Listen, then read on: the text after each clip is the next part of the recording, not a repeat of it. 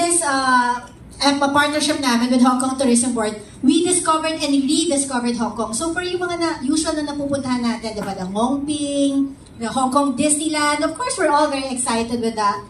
Pero meron ako in-explore na off the beaten paths. Like, the more laid-back Hong Kong, I went to Tai O Fishing Village, which is actually, Hong Kong pala before was a fishing village.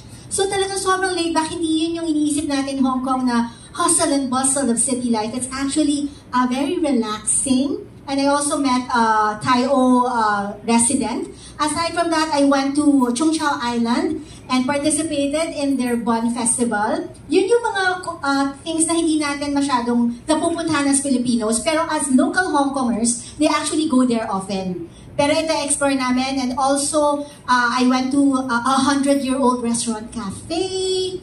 Tapos yung mga dim sum na tinutula, kasi diba usually ang mga dim sum in-order lang natin or nililista. Ito, na-experience ko yung trolley na sinuserve yung dim sum. So parang it gives me a side of Hong Kong that a lot of Filipinos never saw. So yung kailangan yung panoorin yun. We're very excited to showcase that.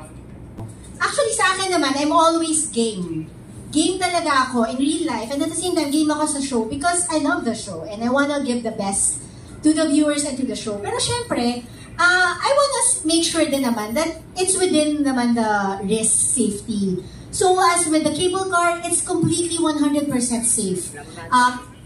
Kung may fear of heights ka, doon ka lang kakabahan. But it's so safe, right, Miss CJ? And also, nung umakyat ako ng tower, ang taas-taas niya, pero may harness.